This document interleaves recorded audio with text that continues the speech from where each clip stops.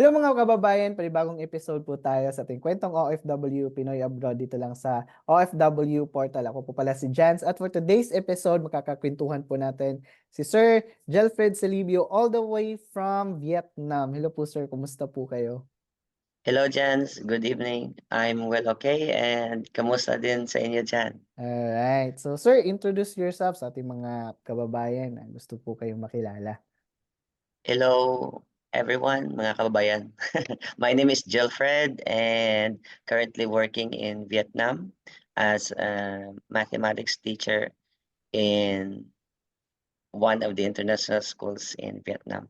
Alright. And I am also a teacher by profession since 2002. Back in the Philippines, and I've been working in the Department of Education's 2002 to 2015. Bino. So from Philippines, ah anong year ka nag-start mag-abroad, sir? Sa I decided to work abroad 2015. 2015. So 2 years 2 years na lang sana at mag-early retire na ako sa DepEd. But then Oo nga. necessity uh, compels me to leave the country, though it's Hmm, difficult for me, and I decided to work abroad. That's where I landed, in Thailand, the Thailand. So first sa time. Thailand, yun, na-meet namin si Sir Fred sa Thailand, guys. So doon sa Thailand, ilang years ka sa Thailand? Started working sa Thailand 2015. 15. First province that I work with is Yasothon province.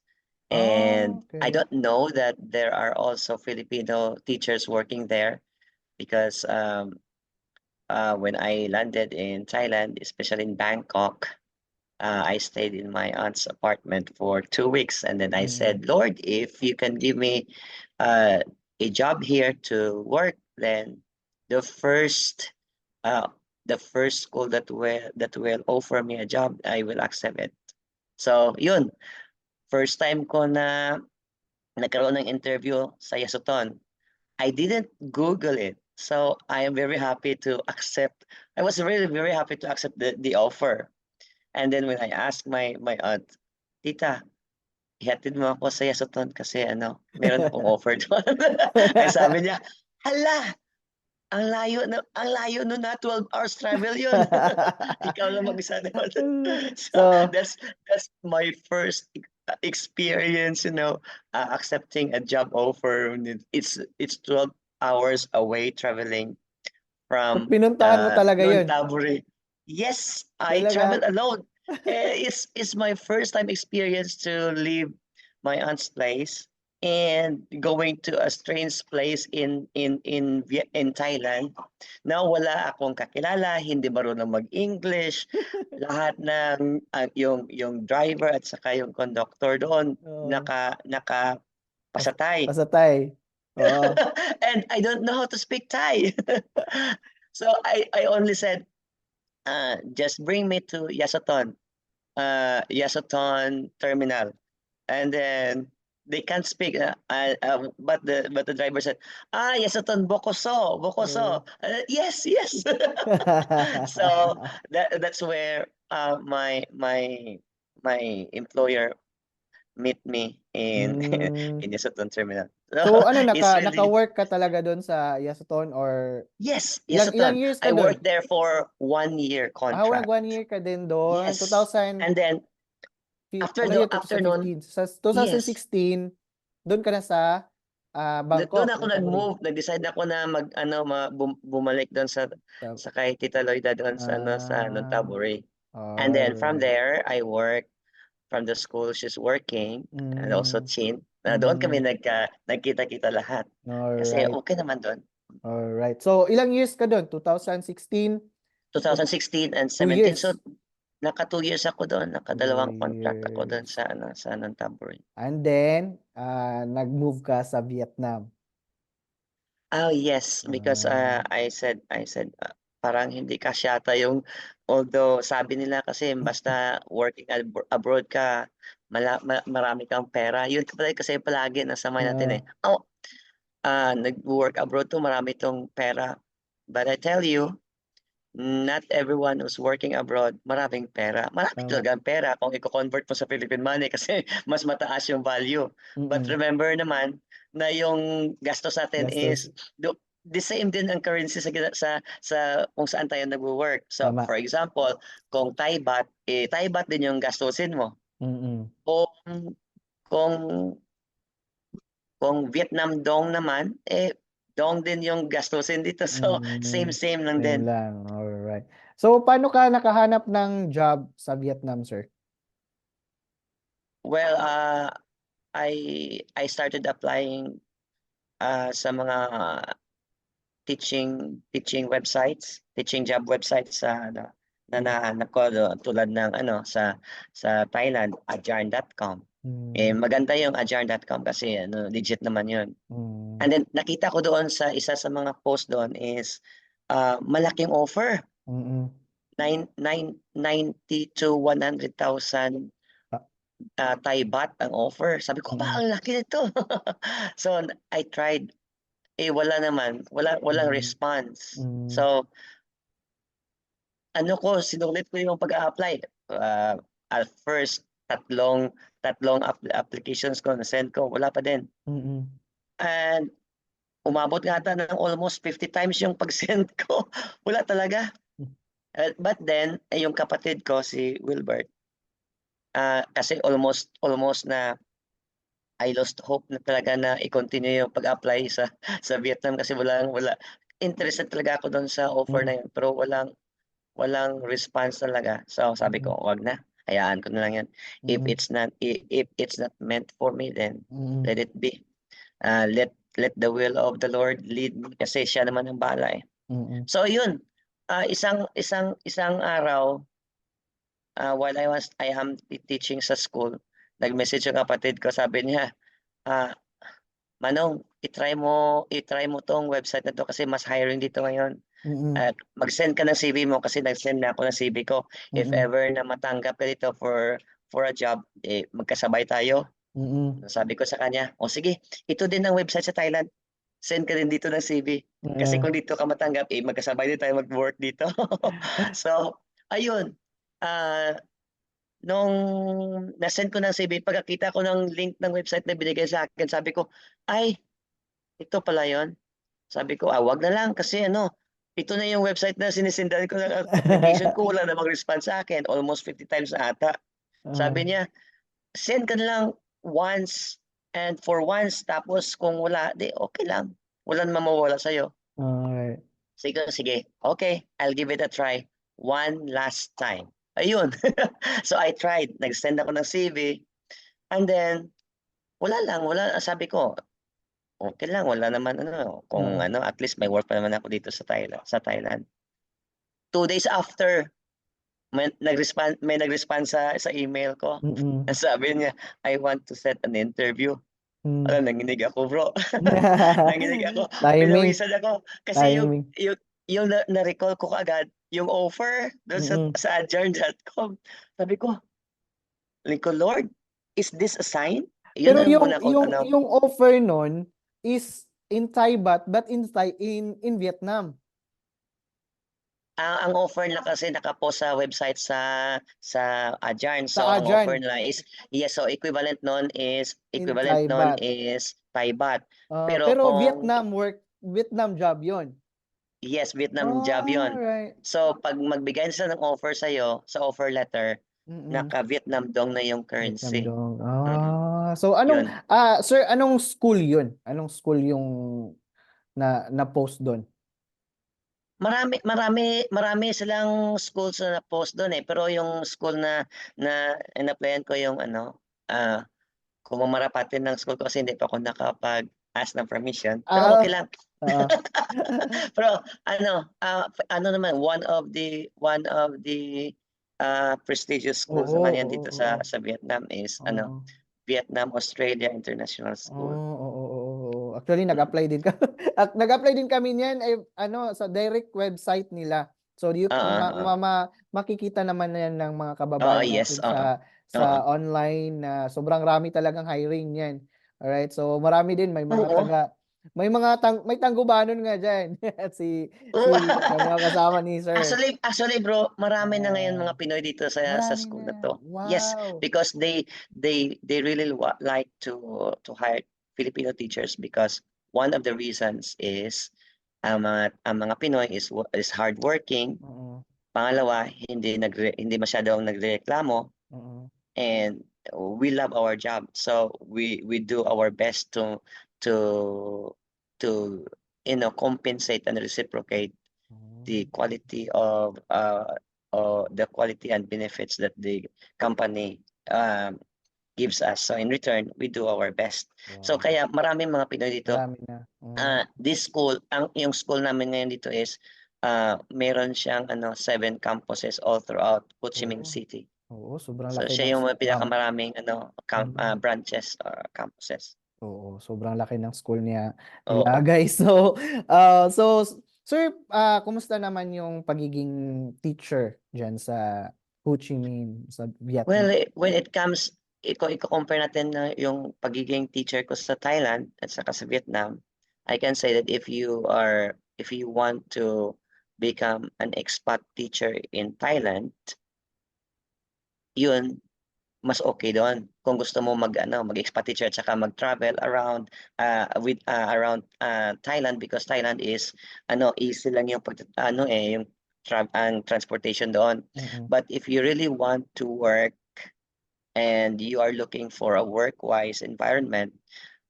I can recommend you Vietnam. Mm. Kasi sa Vietnam, mas malaki ang offer nila sa dito sa sahod. Mm. Uh, it is a competitive salary. Mm. Hindi ko pwede hindi ko pwede i-divulge yung amount Oo, basta kasi malaki. yes, no Oo, disclosure kasi oo. under sa contract yun. Basta Oo, malaki, I basta tell malaki you. talaga, totoo. Ah. Oo, um, Good enough. kumusta naman yung mga bata, paano ka nag-adjust? Oh yeah, when it comes to students here in international school settings, they are really into learning, most especially when it comes to the 3 main academic subjects like English, math, and science. Math is the number one students uh, are very good of. So magaling sila sa mathematics, pangalawa ang science, Mm. at saka yung English. So especially sa MOET kasi ang ano dito ang setup dito ngayon is Cambridge curriculum at Mm. the same time MOET. Ang MOET yan yung sa Vietnamese curriculum nila. Hmm. And then since our international school is also bilingual, we do have 2 curricula. So Oh, yun yung MOET at saka yung Cambridge. When it ah, comes to Cambridge, mga estudyante, sila, they need like um mo muna, i-translate mo muna yon or i-define mo muna yung vocabulary para makuha nila sa nila sa anong ibig sabihin nun sa Vietnamese. But once hmm. they know it, madali na lang kasi sila well-versed naman sila sa mathematics and science and English sa Vietnamese. Oh, So dito sa Cambridge naman is hindi siya in a way na traditional na pagtiteach tulad sa atin na step by step. Dito naman is filling in the gap. hmm. Kung halimbawa magtuturo ako dito, titingnan mo yung setup ng mga bata, kung ano yung skills na kulang sa kanila o merong gap, yun yung if-fill in mo. Mhm. Kasi yung Cambridge curriculum is a spiral setting siya. So Mm. siya, more on application rather than in-depth study. So Hmm. yun. So maganda naman siya kasi dito marami akong natutunan Mm. sa basic education curriculum sa Philippines, at saka yung meron pa kami yung nadatnan ko dati is understanding by design. Hmm. Understanding by design meaning you teach how you understand. Mm. Yun in-incorporate ko dito ngayon yun sa international settings kasi ang concept naman is hindi naman malayo, ang Mm. pag-apply lang. So yun, Mm. marami ako natutunan dito at Alright. saka maganda. Alright. Now How about I'm aspiring to teach sana sa Na higher level kasi mas maganda magturo sa further maths or mm, advanced mathematics kasi mm, yun yung tuturuan mo yung mga pang-college level na. So mm. maganda kasi Okey. kung mag-aspire ka ng higher level na natuturuan mo sa mathematics, mas mataas din yung offer. At Alright. saka dito bro, bago ko makalimutan, sa Vietnam, they are not looking into your color. Walang They are racism. looking into your credentials. So kung halimbawa, ang credentials mo speaks for itself kung magkano yung offer sa'yo. So Hmm, halimbawa, kung may master's degree ka at saka may PhD ka, mas mm, mataas pa yung offer mo. And mm. they consider also the length of service that you Experience, yes, the teaching experience you have. experience. So mas maganda, advantageous yun. Alright. So how about the living in Ho Chi Minh? Ano ba yung ma-describe mo? Yun, Oo. maganda Mm, ang pamumuhay dito sa Ho Chi Minh. Although kahit saan naman yung pollution, andiyan naman mm, yan eh. Um, one of the evidences, ito yun, yung evidence of improvement sa buhok. From mm. From Thailand dati medyo makapal-kapal pa, dito ngayon. Medyo ano na siya, medyo Ah. shiny sa ng konti. Pero when it comes sa climate Oo. at saka sa pamumuhay, hindi siya malayo sa ambience sa Philippines.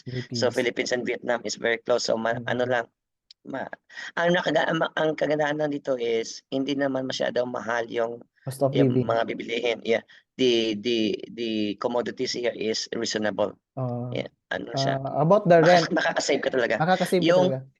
Oo, yun lang dito yung ano, medyo mahal, Mahal yung yung ano lang, yung accommodation. accommodation. Okay. Yes. Pero But if maano naman, mako-compensate naman sa sahod. yes, because the school provides you the Accommodation. accommodation allowance. Yes. Alright, Mm. napakaganda. So kung Alright. gusto mo talaga makakatipid, pwede ka naman makahanap May ng mura, studio type apartment. meron din. Kung ikaw lang mag-isa, Okay. makaka-save ka talaga kasi bibigyan ka ng company ng housing allowance mo. Eh kung Mm, gusto mo half of your housing allowance, yun yung panggastos mo sa apartment mo, di okay. mm, mm. May savings ka pa. Napakaganda. Kaya lang ngayon hindi ako masyado nakaka-save kasi dalawa na kami dito ng anak ko. So Mm. naghanap lang ako ng medyo mas maganda-ganda na apartment. So kaya yun. Pero okay, Ah, makaka-save ka pa din basta marunong ka lang budget, mag-budget tama. ng sahod mo. Alright. So, ayan sir, ano na lang, message at advice mo sa mga kababayan natin, especially mga teachers na gusto ding mag-apply dyan sa Vietnam. Oh, yes. So sa lahat ng mga kababayan natin diyan from the Philippines, kung gusto nyo talaga na magtrabaho abroad, number one yung i-consider is dapat ang mga documents nyo naka-legalize na lahat yan and updated lahat ng teaching license natin at saka of course ang passport natin. And then if you really plan to work abroad, fix your mind and set your mind to work abroad. Kasi kung nag-aalanganin ka na magtrabaho sa abroad, hindi yan matutuloy. So, decide for yourself kasi maganda talaga ang opportunity dito sa abroad mag-work. And then pangalawa, make sure na you are ready to accept abundance and of course yung mga difficulties kasi hindi naman lahat bid of roses kung nagtatrabaho Tama, ka sa abroad. tama. Dapat matanggap mo yung challenges working abroad. Number one is yung trabaho mo. Number two, yung expectations ng company sa'yo. Mm, Kasi they are paying you at a higher rate, so they are also expecting higher returns. mm. Number three, yung dedication natin at saka yung pagmamahal natin sa work natin. So yun, kapag andyan at most especially yung panalig natin sa Panginoon kasi He is Tama. always leading the way. Amen, Without amen. it, hindi yan magiging successful. Tama. Okay? Alright, yun. Thank you so much, Sir Jelfred. Thank you, sir. Baka may gusto kang i-shout out yung mga ano natin, Oh kababayan or yes, mga thank ano you. natin. Thank you bro Jan. Shout Mm, out pala sa taga Canlaon sa na, mga kababayan ko dyan sa Canlaon, Negros Oriental, sa mayor namin dyan si Mayor Batsa Cardenas. Yun. Alright. At saka sa kay Tita Inday. Alright? And Alright. sa family ko, kay Mama Gina, Mama Grace, and my brother and sisters sa Alright. church. Alright. Yan, thank you so much, Sir Fred. At yan guys, kung na-inspire kayo sa kwento ni Sir Jelfred at kung gusto niyo ding maging isang Pinoy teacher sa Vietnam, pwede po ninyong sundan ang ginawa niya. Ayan. At ganun po, sana na-inspire kayo at kung nagustuhan po ninyo itong episode na to, please subscribe to our YouTube channel at follow niyo po kami sa ating Facebook page, OFW Portal. At maraming salamat po sa pagsama ngayon at ako po pala si Jans at see you again at our kwentong OFW Pinoy Abroad. God bless everyone. Bye. Bye! Thank you for watching. If you like this video, please like and follow my Facebook page and subscribe to my YouTube channel, OFW Portal. To God be the glory.